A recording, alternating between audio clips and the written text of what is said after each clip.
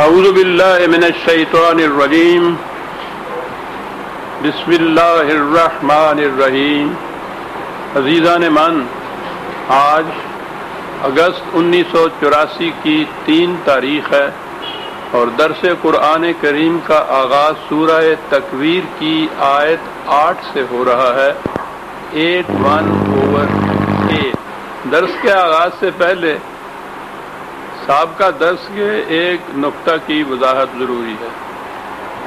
غالباً درس کے آخری مرحلے میں نے عرض کیا تھا کہ قرآن کریم کا اسلوب بیان بھی ایک معجزہ ہے۔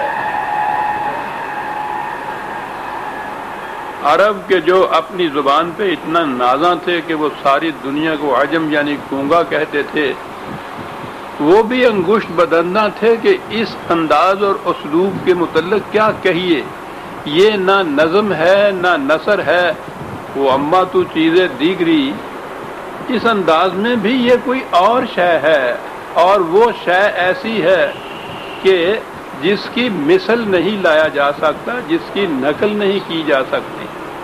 وہ عاجز آ گئے تھے اس کے اسلوب بیان پہ بھی، اور میں نے عرض کیا تھا کہ اس کے بعد بھی عربی زبان کے بڑے بڑے محقق، غیر مسلم بھی اور مسلمان بھی، وہ بھی یہ تحقیق کرتے رہے کہ اس اسلوب بیان کے متعلق کیا کہا جائے۔ وہ شعر کے خصوصیات پہ بھی پورا اترتا ہے اور شعر نہیں ہے۔ خود قرآن نے کہا ہے، اللہ تعالیٰ نے، کہ ہم نے اپنے رسول کو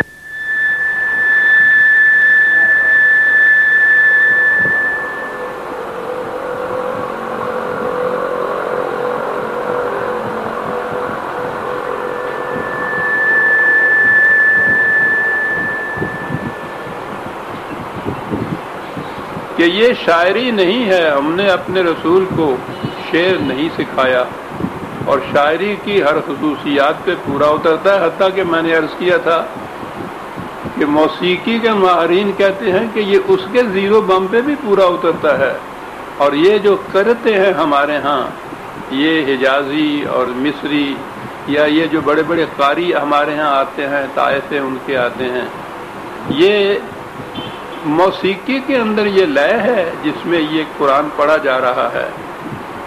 تو گویا اس کی کیفیت یہ ہے۔ وضاحت طلب نقطہ یہ تھا کہ اس سے یہ نہ سمجھیے گا کہ میں اس سے متفق ہوں کہ قرآن کو اس طرح پڑھنا چاہیے، بالکل نہیں۔ یہ تو امت کے خلاف ایک سازش تھی، امت کو قرآن کریم سے دور لے جانے کے لیے، بیگانہ رکھنے کے لیے، اور ایک اطمینان جھوٹا فریب نفس دلانے کے لیے یہ کیفیت پیدا کی گئی کہ اس کے ظواہر پہ ہی سارا زور دیا گیا کہ اس کے مطالب اور مقاصد ذہنوں سے دور رہیں۔ قرآن کو ناظرہ پڑھنا چاہیے، یعنی ناظرہ پڑھنے سے بہت ثواب ہوتا ہے۔ ناظرہ کے معنی اس کے الفاظ پڑھتے چلے جائیے اور الفاظ کے معنی نہ سمجھ میں آئیں۔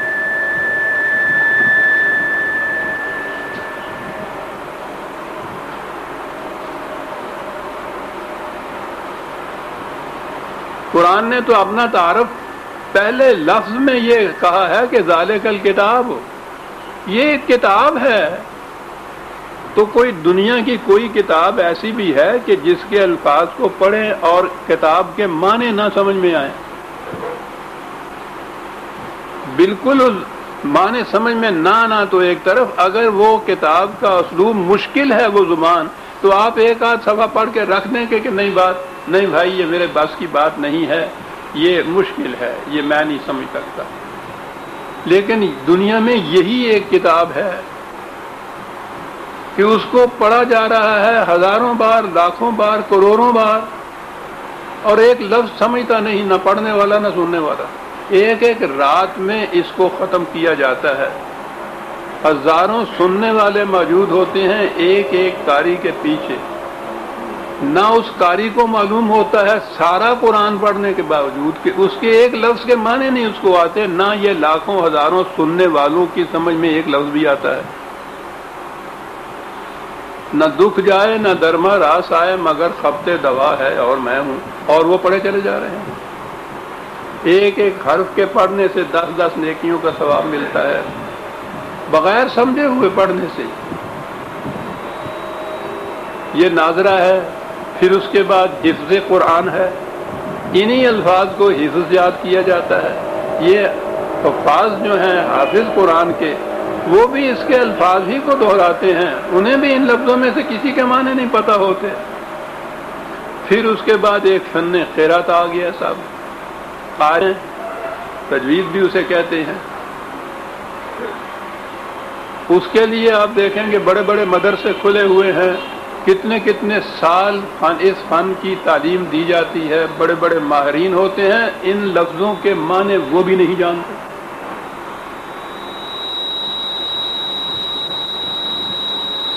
یعنی آپ نے غور فرمایا کہ امت مطمئن ہو گئی ہے اس بات سے کہ یہ وہ کتاب ہے کہ جس کے الفاظ کو دہرا لیا جائے تو مقصد پورا ہو جاتا ہے، ضرورت نہیں ہے کہ اس کے معنی بھی سمجھ میں آئے، مفہوم بھی سمجھ میں آئے۔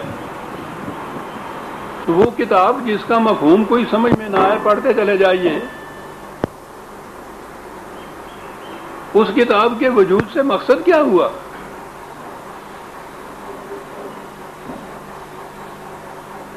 اس کے ظواہر کی طرف توجہ دینے سے اور آگے بڑھے جناب۔ ہمارے اس دور میں خاص طور پہ اس پہ توجہ دی جا رہی ہے۔ قرآن کریم کا ایک ماڈل ہے، پتہ نہیں من بھر کا یا کتنا، وہ فلاں جگہ رکھا ہوا ہے، اس کی تجویز ہے، ماڈل قرآن کا رکھا ہوا ہے۔ قرآن کریم سونے کی تاروں سے لکھا گیا ہے، کتنے سال لگے اور کتنے لاکھوں روپے اس پہ صرف ہوئے، پھر وہ تورکن وہ دہرایا گیا، اس کے جلوس نکالے گئے۔ پھر پچھلے دنوں سے یا 2-3 سال سے وہ قرآن کریم ہے جس کا ایک پارہ ایک من بھر کا ہے، وہ یہاں ہی نہیں بلکہ اگلے دنوں یہ تھا کہ وہاں انگلینڈ میں بھی اس کی زیارت رہی ہے، اس کو دہرایا جا رہا ہے، اور 40 پارے پھر آپ سوچ لیجئے کہ 40 من کے وہ لگے ہوئے ہیں اس کے اوپر، کتنا روپیہ خرچ آ رہا ہے، اتنی ان لوگوں کی اعتراف ہو رہا ہے، وہ اس طرف لگے ہوئے ہیں۔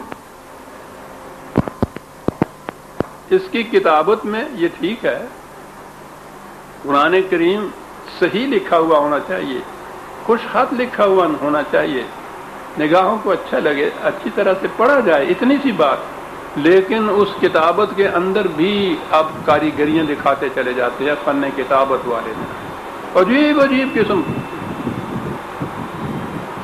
ڈور کو سلجھا رہے ہیں اور سرا ملتا نہیں، وہ جو کوئی لکھا ہوا ہوتا ہے۔ اور تو اور مجھے ان فنون سے بھی دلچسپی ہے، بعض اوقات مجھے دقت پیش آتی ہے سمجھنے کے لیے کہ یہ کون سی آیت ہے جو لکھی ہوئی ہے۔ فن ہے، لگے ہوئے ہیں اس کے اوپر، چلی ہوئی ہے قوم، اس شغف کے اندر ساری قوم کی قوم ڈوبی ہوئی ہے۔ قرآن کے مطالب و معانی اور مقاصد کے متعلق کہیں کچھ نہیں کہا جا رہا۔ یہ جو گا گا کے پڑھنے والی بات ہے، بڑی دلچسپ چیز ہے۔ یہ ایک حدیث بیان کی جاتی ہے اور واقعی مطلب کے اعتبار سے بڑی عظیم ہے۔ لیس منا من لم یتغنى بالقرآن،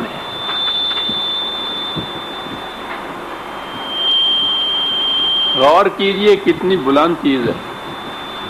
جس شخص کو قرآن کسی اور چیز سے مستغنی نہیں کر دیتا، بے نیاز نہیں کر دیتا، غیر خداوندی رہنمائی سے، دنیا کی ہر چیز سے، جس شخص کو قرآن اس سے مستغنی نہیں کر دیتا، حضور نے کہا وہ ہم میں سے نہیں ہے۔ مستغنی نہیں کر دیتا قرآن۔ قرآن کی ایک آیت ہے، اس کا مفہوم یہ ہے، قرآن نے یہ کہا ہے خود اللہ تعالیٰ نے کہ کیا تمہارے لیے یہ کافی نہیں ہے کہ ہم نے قرآن نازل کر دیا ہے؟ وہ یہ کافی ہونا چاہیے انسان کو، انسانی رہنمائی کے لیے، ایک ضابطۂ حیات ہونے کے لیے قرآن مکتفی ہونا چاہیے، کافی ہونا چاہیے۔ کتنی عظیم ہے یہ حدیث، نظر آتا ہے کہ واقعی نبی اکرم صلی اللہ علیہ وسلم کی روایت ہے کہ جس شخص کو قرآن غیر قرآنی چیزوں سے مستغنی نہیں کر دیتا وہ ہم میں سے نہیں ہے۔ اب یتغنی یہاں ایک لفظ ہے، اس میں زیر کے ساتھ غین کے غنا پڑے تو اس کے معنی گانا ہوتا، تو اس کا ترجمہ کیا جاتا ہے جو قرآن کو گا کر نہیں پڑھتا وہ ہم میں سے نہیں ہے۔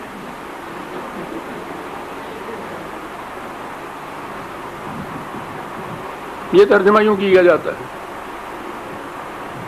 وہ ہم میں سے نہیں ہے۔ اندازہ لگائیے شدت۔ یہ سارا کچھ کیا ہے؟ ظواہر میں الجھا دینا ہے قوم کو تاکہ قرآن کے مفہوم اور معانی اور مقاصد اور مطالب وہ نگاہوں سے اجل رہیں، اس کی ضرورت ہی نہ سمجھی جائے، ساری عمر اسی طرح سے الفاظ کو دہراتے ہوئے چلے جائیں، مطمئن ہو جائیں کہ ہاں قرآن کی تلاوت ہو رہی ہے، ثواب ہو رہا ہے۔ یاد رکھیے عزیزان من، قرآن ایک کتاب ہے عربی مبین کی، خود قرآن نے کہا، خدا نے کہا ہے کہ ہم نے اس کو واضح کتاب بنایا ہے، مبین ہے، خود بھی واضح ہے اور ہر چیز کو واضح کر دینے والی ہے، نور ہے، روشنی ہے۔ یہ خدا کہتے ہیں، خدا نے کہا ہے کہ ہمارے ذمے تھی اس کی وضاحت، ہم نے وضاحت بھی کر دی ہے اس کی۔ ایسی کتاب کہ جو ضابطہ حیات ہے، پوری انسانیت کے لیے رہنمائی کا کوڈ ہے، واضح ہے، روشن ہے، اس کتاب کو بہرحال اسی انداز سے پڑھا جانا چاہیے نا کہ اس سے یہ مطالب اور مقاصد واضح ہوں۔ اور وہ خود قرآن نے کہا ہے وَلَقَدْ يَسَّرْنَا الْقُرْآنَ، بڑا آسان ہے قرآن۔ اور واقعی میں کئی دفعہ یہ عرض کر چکا ہوں کہ عربی زبان میں بھی اگر زبان کے اعتبار سے بھی کوئی آسان سی کتاب شروع کرانی ہو کسی کو گرامر کے آداب سکھانے کے بعد تو وہ قرآن ہے، ورنہ عربی ادب تو اتنی مشکل چیز ہے پوچھئے نہیں، وہ قرآن سہل ترین کتاب ہے اس میں سے۔ اس کو اس طرح سے پڑھنا چاہیے، نہ یہ کہ اس کے اندر وہ رکتیں اور ناظرہ اور گانے اور وہ تجویدیں اور پھر اس کے بعد یہ 100 من کا قرآن اور اس کے بعد پھر یہ رنگا رنگ قسم کی نستعلیق وہ اس کی کتابتیں، یہ سارا کچھ قوم کو الجھانے کے لیے ہے کہ قوم قرآن کے مفہوم کے قریب نہ آنے پائے، اپنے آپ کو مطمئن رکھے کہ ہاں ہم مقصد پورا کر رہے ہیں۔ تو پہلی چیز یہ یاد رکھیے گا کہ یہ چیز، یہ حربے ہیں قرآن سے امت کو دور لے جانے کے لیے۔ قرآن سمجھ پر پڑھنے کی کتاب اور پھر اس کے مطابق عمل کرنے کا ضابطہ حیات ہے۔ اب اس وضاحت کے بعد ہم آتے ہیں درس کی طرف۔ چلا آ رہا تھا قرآن سے، پیچھے سے یہ چلا آ رہا ہے اور آگے بھی جائے گا۔ قرآن نے یہ بتایا ہے یہ کہ ایک دور آئے گا، یہ ٹھیک ہے کہ درمیان میں ایسا بھی دور کہ جس میں امت اس دین سے الگ ہو جائے گی، لیکن پھر کچھ نشانیاں بتائی ہیں قرآن نے کہ ایک دور اس کے بعد ایسا آئے گا جس میں یہ تغیرات ہوں گے۔ تو ان تغیرات کے بعد یہ بتایا ہے کہ پھر ایسا ایک نظام قائم ہوگا کہ جس میں ہر شخص کا عمل اس کے سامنے نمایاں طور پہ آ جائے گا اور غلط کام کے غلط نتیجے، صحیح کام کے صحیح نتائج واضح طور پر اس دور میں سامنے آ جائیں گے ہر شخص کے۔ یہ آگے آیت آتی ہے، پہلے اس دور کی مختلف نشانیاں بتائی گئی ہیں کہ اس قسم کے تغیرات ہوں گے۔ وہ تغیرات 7 آیت تک تو ہم پہلے دیکھ چکے تھے، 8ویں آیت آئی تھی پچھلی دفعہ اور میں نے کہا تھا کہ بڑی اہم چیز ہے، ہم آگے چل کے دیکھتے۔ وَإِذَا الْمَوْءُودَةُ سُئِلَتْ بِأَيِّ ذَنبٍ قُتِلَتْ۔ موعودہ عربوں کے ہاں وہ لڑکی، عرب اپنی لڑکیوں کو زندہ درگور کر دیتے تھے پیدا ہونے کے بعد ہی اس کو، اور بعض اوقات تو وہ بچیاں خاصی عمر کی ہو جاتی تھی تو پھر اس کو دفن کرتے تھے، بہرحال وہ دفن کر دیے جاتے تھے۔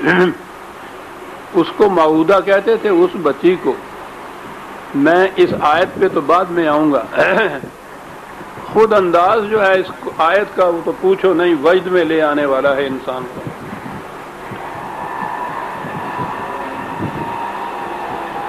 عربوں کے ہاں عورت کی کیفیت کیا تھی؟ یہاں تو صرف معودہ کیا کہ بات چھوڑ دی ہے نا، وہ کیوں ایسا کرتے تھے؟ عورت کی ان کے ہاں پوزیشن کیا تھی؟ سورہ النحل آیت 16/58 16 اور 58 59 دو آیتیں ہیں۔ کہا ان کی کیفیت یہ ہے وَإِذَا بُشِّرَ أَحَدُهُمْ بِالْأُنثىٰ ظَلَّ وَجْهُهُ مُسْوَدًّا وَهُوَ كَظِيمٌ، جب کوئی آ کے ان کو خبر دیتا ہے کہ تمہارے ہاں بیٹی پیدا ہوئی ہے تو رنج کے مارے ان کا چہرہ سیاہ پڑ جاتا ہے، غلطاں و پیچاں ہو جاتا ہے وہ اس صدمے کو سن کر، تو اس کی سمجھ میں نہیں آتا کیا کیا جائے۔ اور اگلی آیت ہے کہ یتوارا من القوم من سوء ما بشر بہ، اس منحوس خبر کے سننے کے بعد وہ اپنے لوگوں سے منہ چھپائے پھرتا ہے۔ ایک آیت میں قرآن نے بتا دیا کہ ان کے ہاں عورت کی حیثیت کیا تھی، وہ منہ چھپائے پھرتا ہے اپنے قوم کے، اپنے قبیلے کے لوگوں سے اس منحوس خبر کے سننے کے بعد کہ ہو کیا گیا، منہ چھپائے پھرتا ہے۔ اور اس کے بعد وہ سوچتا ہے کہ ایمسکہ علی ہون ام یدسہ فی التراب، پھر سوچتا یہ ہے کہ کیا میں یہ کلنک کا ٹیکہ لیے ہوئے ساری عمر پھرتا رہوں اپنے قوم کے اندر، یا اس کو ابھی سے دفن کر دوں۔ الا ساء ما یحکمون، اور کیجئے کس قدر برے ہیں یہ خیالات، یہ فیصلے جو وہ دل میں کر رہا ہے۔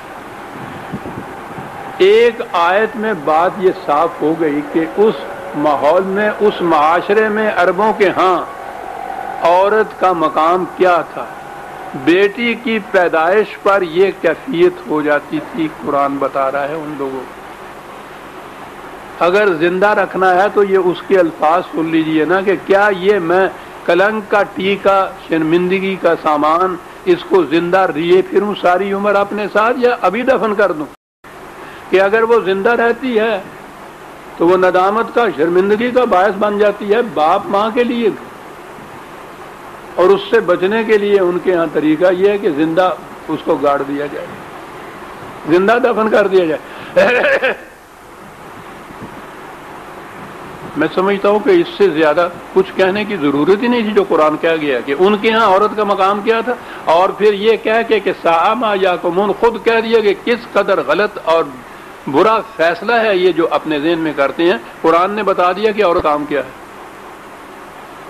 نہ یہ ایسی ہے کہ بیٹی کے پیدا ہونے کے اوپر کسی کو شرم محسوس کرے، نہ ایسی کہ ساری عمر اس کو اگر وہ زندہ رکھا ہوا ہے تو ندامت کے مارے منہ چھپاتا پھرے، نہ ایسی کہ اس کو زندہ درگور کر دیا جائے۔ عورت اور مرد انسان ہیں۔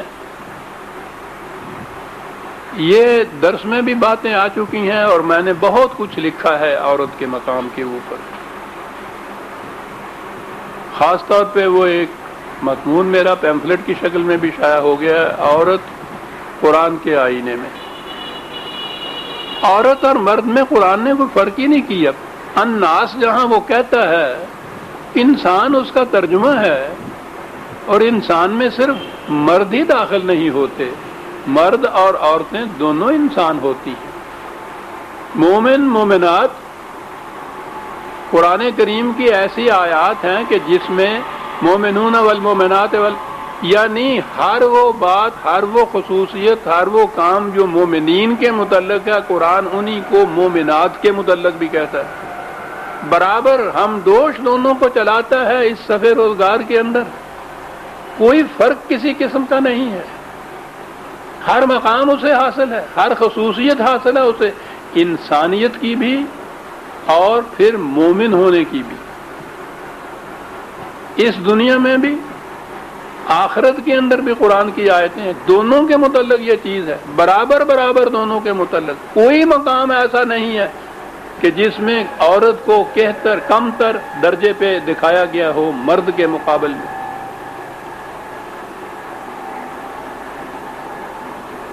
قرآن کریم اس مقام سے عورت کو اٹھا کر، جو میں نے ابھی عرض کیا ہے کہ جو عرب معاشرے میں عورت کا جو مقام تھا، یہاں سے اٹھا کے وہ اس نے مرد کے ہم دوش اس کو بنا دی۔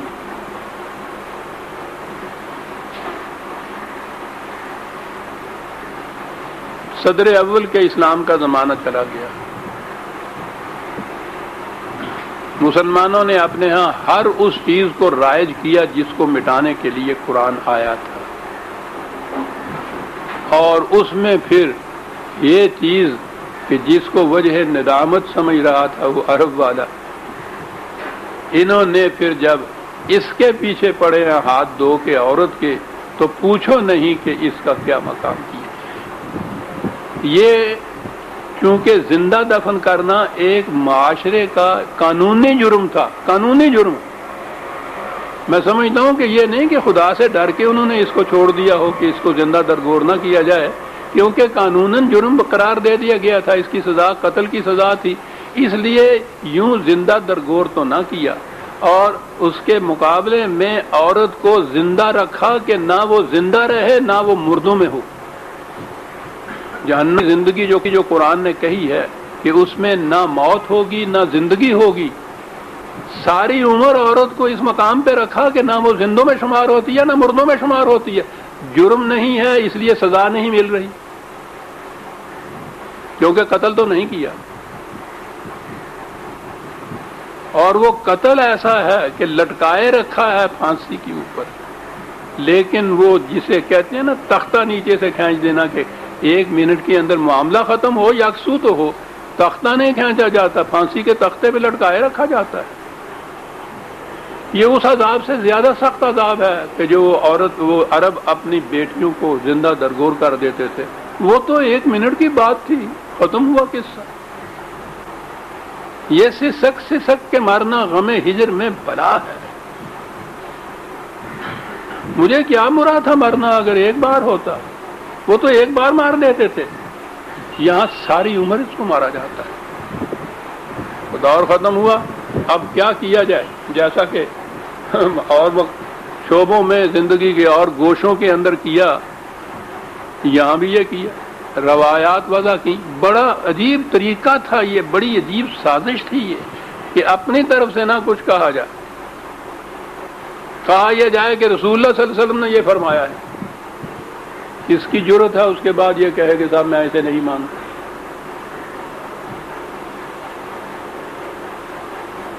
سند کیا ہے؟ یہ فرمایا ہے 200 سال 250 سال کے بعد بخارا سے، نیشا پور سے، آذربائیجان سے، سیستان سے یہ لوگ آتے ہیں، لوگوں سے ملتے ہیں، پوچھتے ہیں کہ صاحب کوئی بات رسول اللہ صلی اللہ علیہ وسلم کی آپ نے؟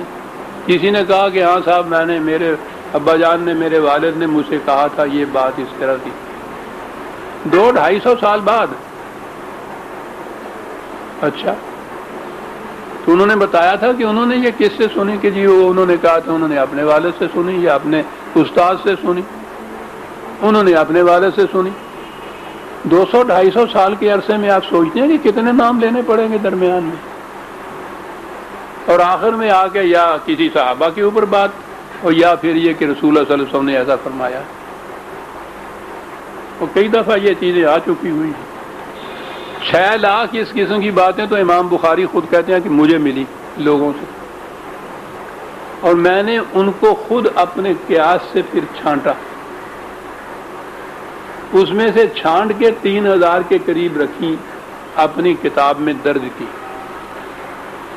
ویسے تو قریباً 6000 کے قریب ہے، وہ مقررات کو نکال دیا جائے تو اتنی بن جاتی ہیں وہ۔ اب ان کے متعلق جو اس طرح سے جمع کی، اس طرح سے انہوں نے اس کا انتخاب کیا کہ ایک انسان نے اپنے قیاس اور رائے کے مطابق ان کو اکٹھا کر کے لیا، اس کو کہا رسول اللہ نے ایسا فرمایا تھا۔ عورت کے متعلق اس قسم کی حدیثیں واضح رہے کہ خود موضوعات جسے کہتے ہیں نا وضعی حدیثیں، بنائی ہوئی حدیثیں، اس کے اوپر بڑی بڑی کتابیں ہیں ہمارے ہاں کہ کس طرح سے یہ بنائی جاتی تھی، کیوں بنائی جاتی تھی، مقاصد اس کے کیا تھے، یہ سارا کچھ کتابوں میں ہمارے ہاں۔ اس کے باوجود ان میں سے کسی ایک کے متعلق بھی یہ کہہ دیجئے نا کہ یہ قرآن کے خلاف ہے، یا رسول اللہ صلی اللہ علیہ وسلم یا صحابہ میں سے کسی کی شان میں اس پہ تان پڑتا ہے، اس کا نام ہے منکر حدیث، اور منکر حدیث کہا نہیں، ایک کافر کا وہ درجہ نہیں ہوتا جو منکر حدیث کا ان کے ہاں ہو جاتا، اس لیے کہ ان کا سارا جتنا جس قدر بھی ان کے ہاں متاع ہے دین کی مذہب کی، وہ تو ساری یہ چیزیں ہیں، ان پر کسی قسم کی تنقید نہیں، بلکہ یہ چیز کہ ان کو بھی ایک بار جس طرح سے امام بخاری نے کیا تھا، ان کو بھی ایک بار بیٹھ کے سوچ کے دیکھ لو، قرآن کے خلاف جاتی ہیں کہہ دو کہ امام بخاری کو صحیح نہیں لگی، حضور کی شان کے خلاف جاتی ہیں تو کم از کم انہیں کو کہہ دو کہ یہ صحیح نہیں ہو سکتی، نہیں، ان کو اب ٹچ نہیں کر سکتے۔ عورت کے متعلق میں بہت کچھ لکھ چکا ہوں، میں نے عرض کیا۔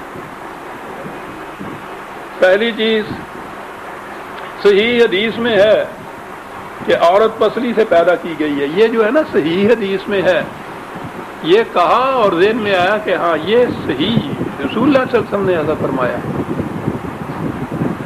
یہ صحیح حدیث کے معنی ہوتے ہیں، یہ کتابیں ہیں 6 ان کے ہاں، ہمارے ہاں چلی آ رہی، صحائح ستہ، 6 صحیح حدیث کی کتابیں، یعنی انہوں نے صحیح بخاری تو آپ نے سنا ہوگا نا، اس نام کے ساتھ ہی صحیح رکھ لیا جاتا ہے، اس کے اندر کی جو کتاب وہ کوئی حدیث ہو جاتی ہے صحیح حدیث میں ہے جناب۔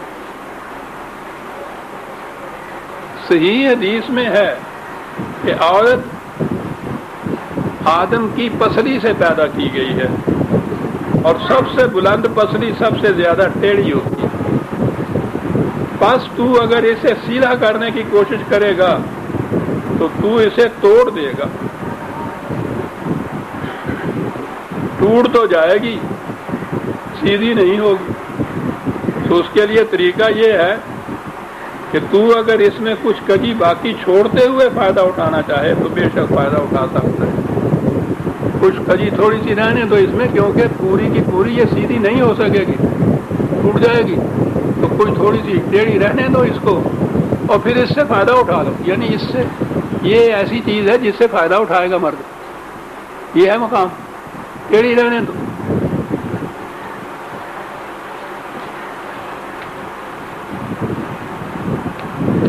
حضرت ابن عباس رضی اللہ تعالیٰ عنہ فرماتے ہیں کہ عورتوں کو مردوں کی اطاعت کرنی پڑے گی۔ حضرت حسن بصری رحمۃ اللہ علیہ فرماتے ہیں کہ ایک عورت نے نبی صلی اللہ علیہ وسلم کے سامنے اپنے خاوند کی شکایت کی، اس نے اسے تھپڑ مارا ہے، بس آپ نے اسے بدلہ لینے کا حکم دیا ہی تھا کہ یہ آیت اتری الرجال قوامون علی النساء، اور اس کا ترجمہ یہ لوگ کرتے ہیں کہ خدا نے مردوں کو عورتوں پر داروغہ یا حاکم بنا کے بھیجا ہے، تو اب جس کو جیل کا داروغہ بنایا جائے گا تو جو قاضیوں کا حشر کرے گا۔ لکھا یہ ہے کہ رسول اللہ صلی اللہ علیہ وسلم نے اس عورت سے کہا کہ تمہیں مارا ہے اگر خامن نے تو تم اس کا بدلہ لے سکتی ہو، تو اس پہ یہ آیت اتری۔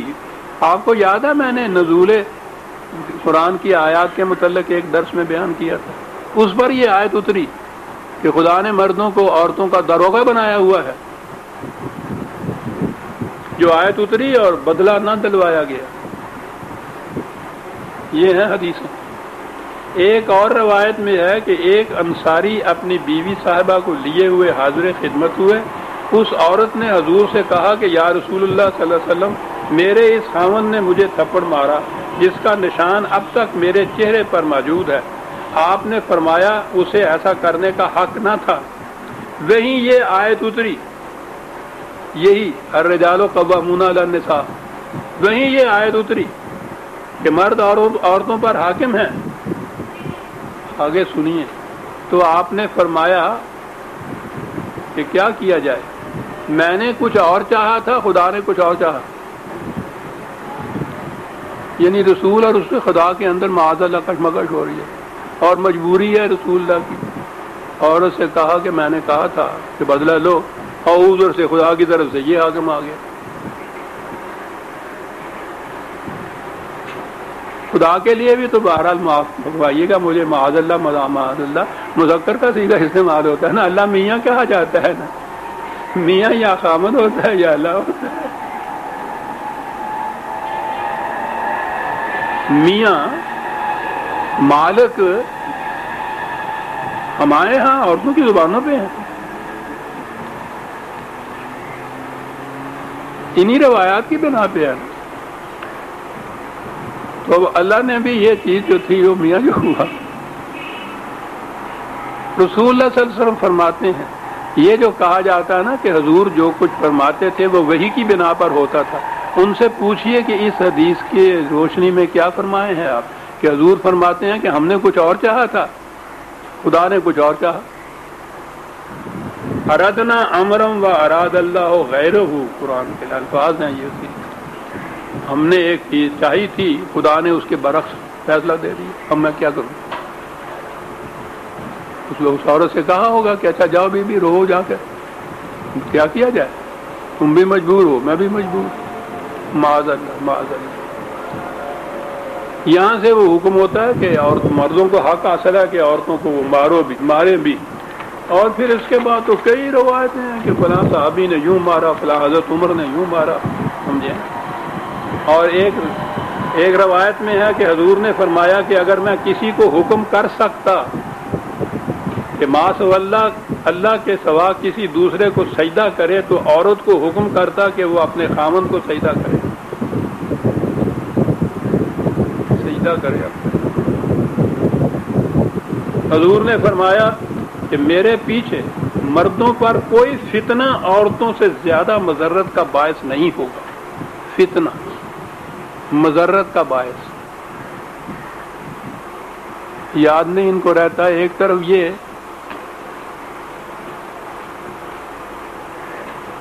کہ ماں کے پاؤں کے نیچے جنت ہے، دوسری طرف یہ کہ عورتوں سے زیادہ فتنہ دنیا میں کوئی نہیں، تو جو ماں ہے وہ عورت نہیں ہوتی، یعنی فتنہ بھی ہے وہ سب سے بڑا، اور اس فتنہ گھر کے پاؤں کے نیچے جنت ہے۔ تو نظر آتا ہے کہ ان لوگوں نے جنہوں نے حدیثیں وضع کی، جب یہ عورت کہتے تھے تو اس سے ان کے ذہن میں بیوی ہوتی تھی،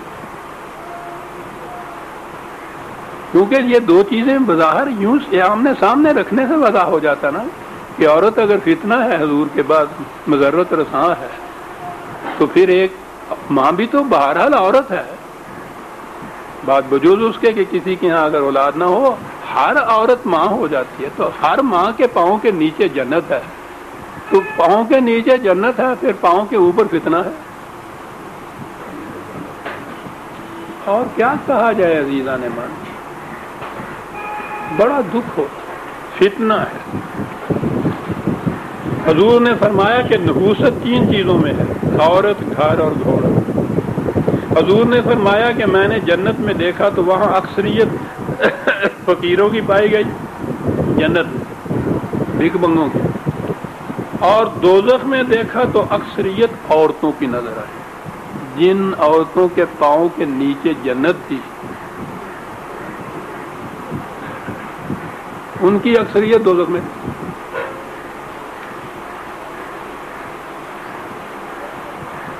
اس انداز سے عزیزان مان پھر عورت کو اس مقام کے اوپر لائے،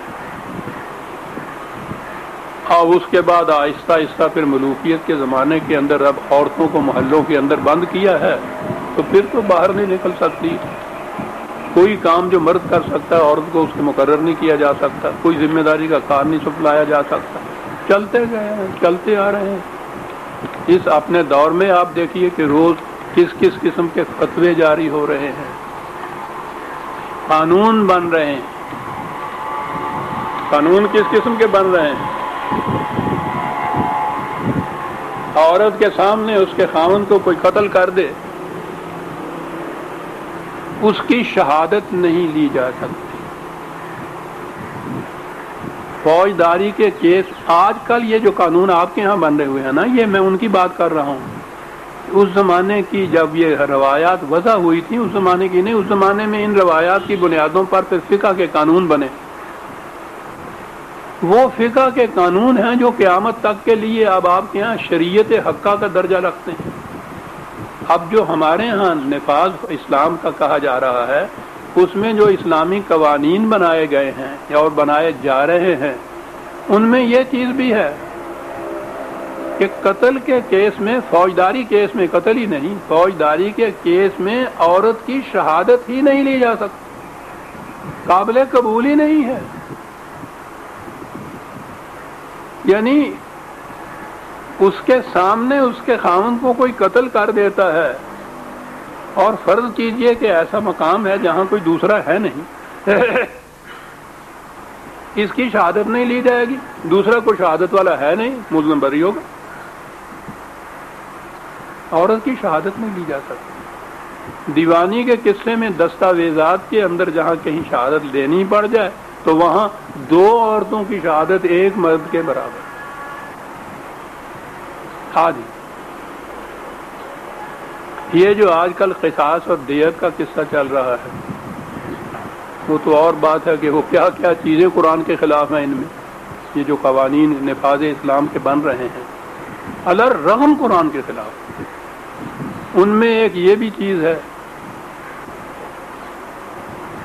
یعنی میں نے عرض کیا کہ بات بیچ میں آ گئی، قرآن کریم میں بنص صریح یہ کہا گیا ہے کہ قتل خطا جو ہے، غلطی سے کسی سے کوئی قتل ہو جائے کسی کا، تو اس میں اس کا خون بہا دلایا جائے گا، اس کی سزا موت نہیں ہوگی بلکہ خون بہا دلایا جائے گا۔ اس کو دیت کہتے ہیں عربی زبان میں، بلڈ منی جسے کہا جاتا ہے، وہ دلایا جائے۔ اور جو قتل عمد ہوگا، دانستہ کسی نے کسی کو قتل کیا جائے گا تو اس کی سزا موت ہوگی، اس میں دیت نہیں ہے۔ ہمارے ہاں جو قانون بنایا جا رہا ہے اس میں بھی دیت بھی ہے قتل عمد میں، اور مقتول کے وارثوں کو اس کا بھی حق ہے کہ وہ صلح کر لیں، قاتل سے معاف کر دیں، اس کو کچھ لے کے صلح کر دیں۔ پوچھ لیجیے، قرآن قتل عمد میں یہ موت کی سزا دیتا ہے۔ بہرحال دیت قتل عمد میں ہو یا کسی میں بھی رکھیں، اگر مرد قتل ہو تو اس کی دیت فرض کیجئے کہ 10,000 روپیہ ہے، اس کی جگہ اس کی عورت قتل ہو تو اس کا خون بہا مرد سے آدھا ہے۔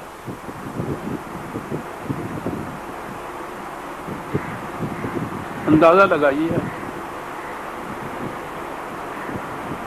یہ ہے جو عورت کا مقام ہے۔ اب روز یہ فتوے جاری ہو رہے ہیں کہ آنے والے دستور میں، کانسٹیٹیوشن میں عورتوں کا مقام کیا رکھا جائے گا، کیا کیا اس کے حقوق ہوں گے۔ یہ سارا کچھ اس قرآن کے ماننے والی قوم کہہ رہی ہے جس نے یہ چیز کہی کہ یہ لوگ عورت کو یہ سمجھتے ہیں باعث عزت، باعث حد تک باعث ندامت، ان کی یہ کیفیت ہے۔ کتنا برا خیال ہے یہ جو دلوں میں لیے بیٹھے، کتنے برے غلط فیصلے ہیں یہ جو کچھ کر رہے ہیں۔ اور اس طرح سے ہم چلے آئے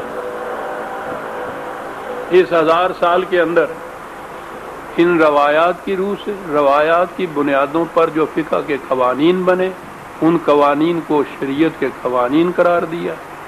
وہی رائج آپ کے ہاں کا اسلام رہا۔ اس سے پہلے وہ پرسنل یا ذاتی یا نجی چیز تھی، فتووں تک تھی، مولوی صاحب فتویٰ دیتے تھے، اب وہ چیز قانون کی حیثیت سے آپ کے ہاں وہ نافذ ہوگی۔ لیکن اس کے ساتھ ہی ایک اور چیز ہے جو قرآن نے کہی ہے، وہ اس دور کی بات کر رہا ہے نا، کہ اس دور میں عجیب عجیب قسم کے انقلابات آئیں گے، جو میں نے پچھلے 10 میں عرض کر دیے تھے، بلکہ پچھلے 2 درسوں میں، کہ یہ ہوگا ایک انقلاب آئے گا۔ اس انقلاب کے اندر جہاں اور چیزیں قرآن نے کہی ہیں، ایک بات یہ بھی کہی ہے کہ وَإِذَا الْمَوْءُودَةُ سُئِلَتْ بِأَيِّ ذَنبٍ قُتِلَتْ۔ اللہ معاف رکھیے۔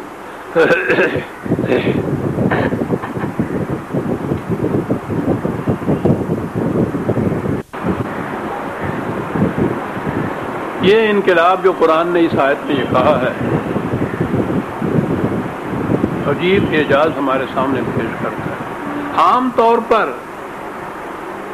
مقدموں میں، عدالت میں ہوتا یہ ہے کہ مجرم سے پوچھا جاتا ہے کہ تم نے یہ جرم کیوں کیا تھا،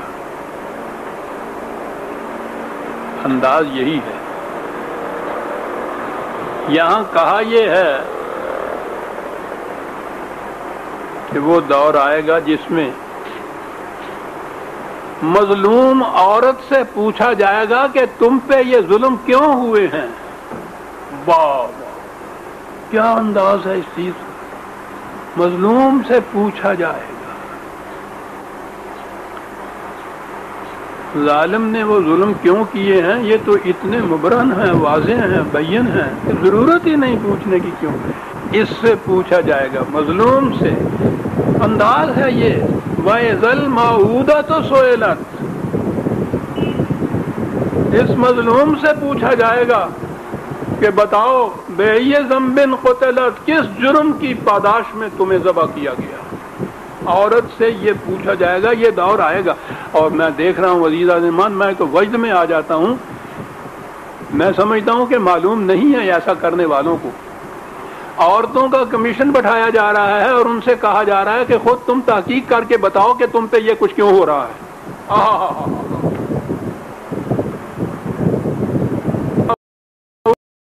تو سوئلہ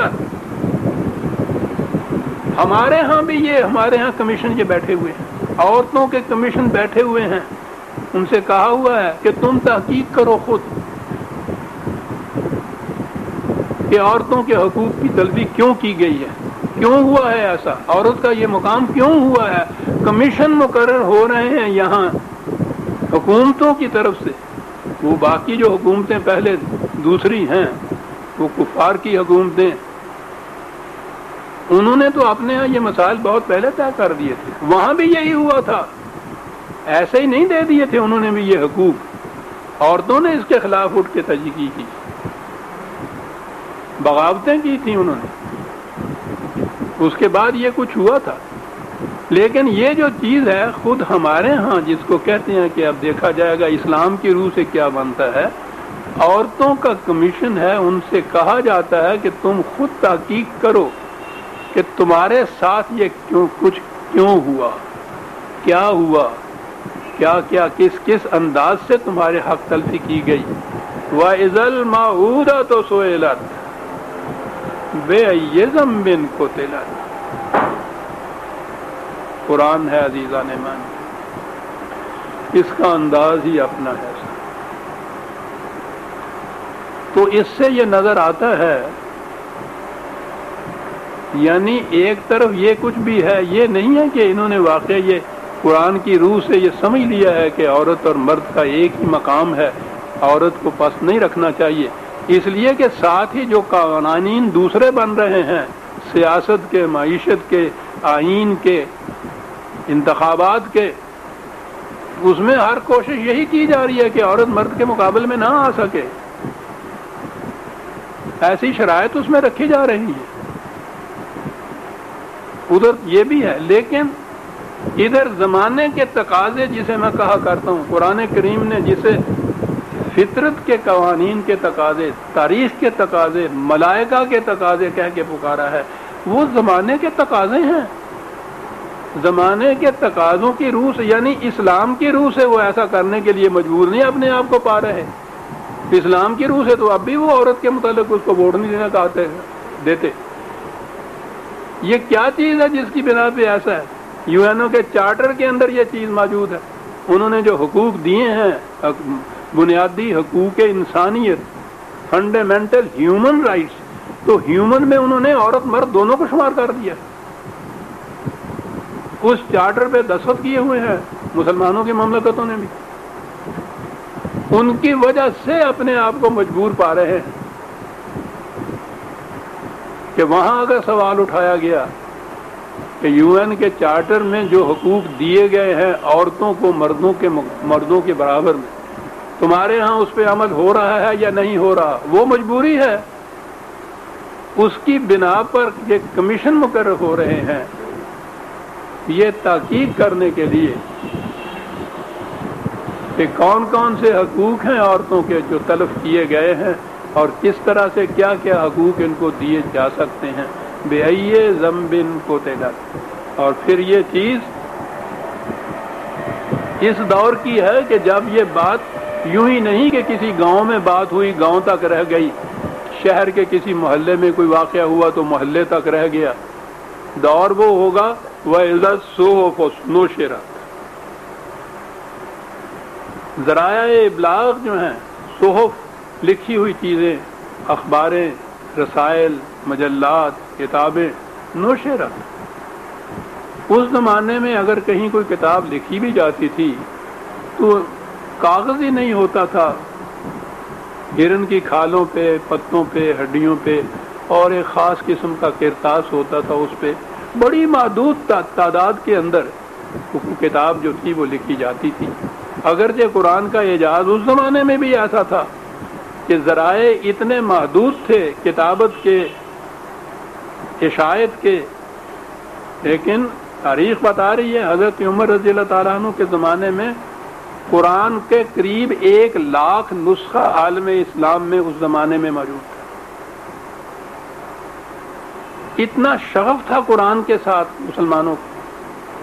بہرحال کہا یہ کہ یہ دور وہ آئے گا کہ جس میں پھر یہ باتیں یوں ہی محدود طبقے میں نہیں رہیں گی، بلکہ یہ ذرائع ابلاغ، صحیفے، اخباریں، مجلات، کتابیں، نشرت، عام پھیل جائیں گی یہ چیزیں۔ اس لیے اس زمانے میں پھر مظلوموں کو دبانے والے جو ہیں ان کے لیے یہ بھی مشکل ہو جائے گی کہ بات بڑی عام ہو جائے گی، پھیل جائے گی۔ یورپ میں کتابیں لکھی جا رہی ہیں کہ مسلمانوں کے ممالک میں عورتوں کی کیا کیفیت ہے،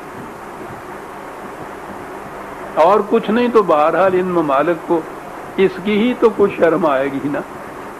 وہ تو شرم کے مارے کہتا تھا کہ زندہ رکھوں یا مار دوں، یہ تو یہ ہے نا کہ یہ ممالک لکھ رہے ہیں کہ تمہارے ہاں عورتوں کا کیا حال ہے۔ اذا الصحف نشرت، اور زمین ہی کی بات نہیں،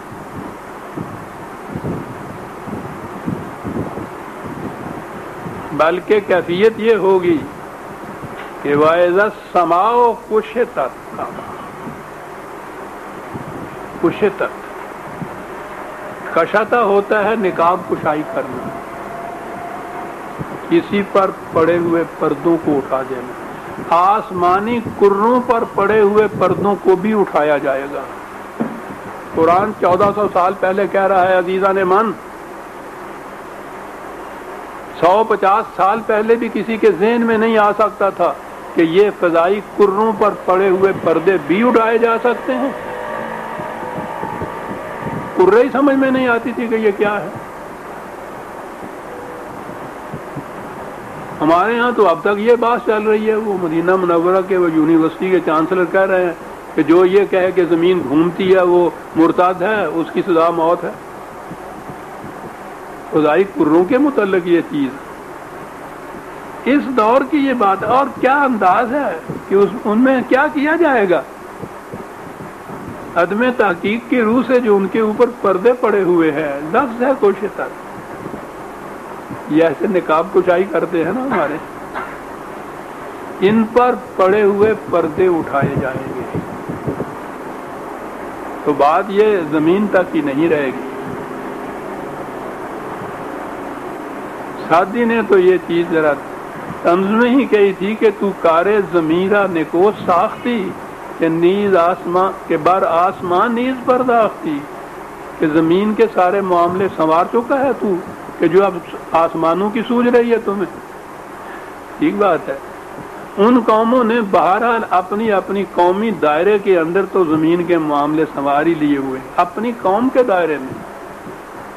جہاں دوسری قوموں کے ساتھ واسطہ پڑتا ہے وہ اسی طرح کے وحشی ہیں جس طرح کے وحشی آج سے 1000 سال پہلے کا انسان ہوتا تھا، لیکن بہرحال اس کے باوجود انہوں نے آسمانی کروں پر پڑے ہوئے پردوں کو بھی اٹھانا شروع کر دیا ہے۔ دور وہ آ گیا ہے جس میں قرآن کی یہ چیز بھی سامنے آ جائے گی، اور اس دور میں یہ چیزیں جو ہیں یہ تو خارجی کائنات کی ہے نا، کہ عورتوں کے متعلق یہ ہوگا،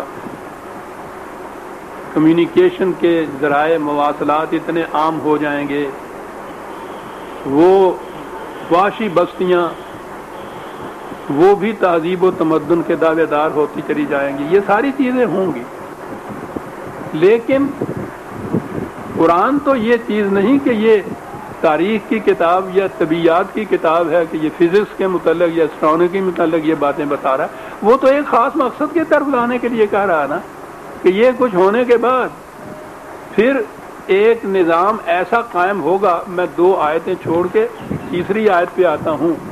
علمت نفس ما احضرت، کہ جس میں ہر شخص کا عمل جو کچھ اس نے کام کیا ہے اس کام کا نتیجہ وہ دیکھ لے گا اپنے سامنے. اب تو یہ چیز ہے نا کہ جرائم اگر کچھ کسی کے پاس اتنی وسعت ہے ان کو چھپانے کی، اس پہ پردہ ڈالنے کی، سینکڑوں جرائم چھپے ہوئے چلے جا رہے ہیں، آتا ہی نہیں. اچھے کاموں کا صلہ تو بہرحال ملتا ہی کسی کو ہے. ہر شخص یہ کہہ رہا ہے کہ میاں دیانت دار بن کے کیا کمانا ہے تم نے، ایمانداری سے تو روز تجارت میں گھاٹا ہوتا ہے. کہا ہے کہ یہ وہ دور آئے گا کہ جس میں ہر شخص کا کام، اس کا نتیجہ اس کے سامنے آ جائے گا، چھپا نہیں کوئی سکے گا، نہ ہی کوئی چیز ان ریوارڈڈ رہ جائے گی کہ اچھے کام کا صلہ نہ ملے، برا کام چھپا ہوا رہے. یہ نہیں، ایسا نظام آئے گا. اور اس کے لیے پھر یہ 2 لفظ قرآن نے جو پہلی آیتیں 2 تھیں، وَإِذَا الْجَحِيمُ سُعِرَتْ وَإِذَا الْجَنَّةُ أُزْلِفَتْ. یوں سمجھیے کہ پھر یہ جہیم اور دوزخ مجرموں کے لیے بھڑکایا جائے گا کے لیے. اور اگلی آیت جو ہے اس کے لیے پھر وقت ختم ہو گیا آج. اسے پھر ہم آئندہ کے لیے اٹھا رکھتے ہیں کہ بات اس میں بھی بڑی اہم کہی گئی ہے. سورہ التکویر کی ہم آیت 12 یا 13 تک آ گئے. اس کے بعد آئندہ درس میں ہم دیں گے. ربنا تقبل منا انک انت السمیع العلیم. شکریہ.